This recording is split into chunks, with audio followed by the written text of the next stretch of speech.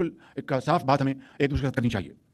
इस वक़्त सूरत हाल ये है कि तीसरा इशारिया मैं आपको ये बताना चाहता हूँ कि हमारे जो जो रिज़र्व्स हैं फॉरेन एक्सचेंज के, वो उस वक़्त से अगर आप उसका मुकाबला करें तो ऑलमोस्ट डबल हो चुके हैं, अल्हम्दुलिल्लाह। लेकिन इसमें दोस्त ममालिक के कर्ज़े शामिल हैं और मैं आपको किस तरह ये बात बताऊँ कि किस तरीके से हमने उन दोस्त ममालिक को जाकर कर्ज़े लेने के लिए उनकी दरख़्वास्तें दी और उन दोस्त ममालिक ने हमें मायूस नहीं किया। लेकिन आप जानते हैं कि जो कर्ज़ लेने जाता है, उसका सर झुका हुआ होता है और फिर उसके बाद जो ऑब्लिगेशंस आती हैं, वो आपको उसका अच्छी तरह इल्म है। मैं यहाँ पर बगैर किसी लगी लपटी के आपको बताना चाहता हूँ कि मैं भी और खामोशी के साथ फील्ड मार्शल हम कई ममालिक में गए और उनसे कहा कि IMF का प्रोग्राम है, ये हमारा एक्सटर्नल गैप है, आप इतने बिलियन डॉलर दे दें, आप इतने बिलियन डॉलर दे दें। मैं उन ममालिक का, उन दोस्त ममालिक का बेहद शुक्रगुजार हूँ कि जिन्होंने हमारी पजीराई की। लेकिन आप जानते हैं कि जब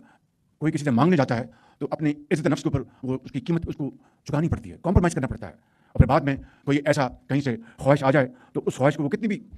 वो उसको इम्प्लीमेंट करने का कोई जवाब ना हो, आप उसका बोझ लेते हैं। तो मैं समझता हूँ कि ये वो हालात हैं जिनसे हम गुजरे। फिर इन ममालिक में जो जिन्होंने हमारी मदद की, चीन उनमें सरफ़हरिस्त है कि उन्होंने हमारे अरबों डॉलर उन्होंने रोल ओवर किए। मैं किसी मज़ीद तफ़सील में नहीं जाना चाहता, लेकिन हकीकत बताता हूँ कि मुश्किल तरीन घड़ियों में, चैलेंजेस में चाइना ने हमारी मदद की इन हवालों से, सऊदी अरब ने हमारी दिल खोल की मदद की, UAE ने हमारी मदद की, कतर, ये वो ममालिक हैं जिन्होंने पाकिस्तान का पूरा साथ दिया और इस तरह ये प्रोग्राम स्टिच हुआ और इस तरह हम अल्हम्दुलिल्लाह आज आगे बढ़े।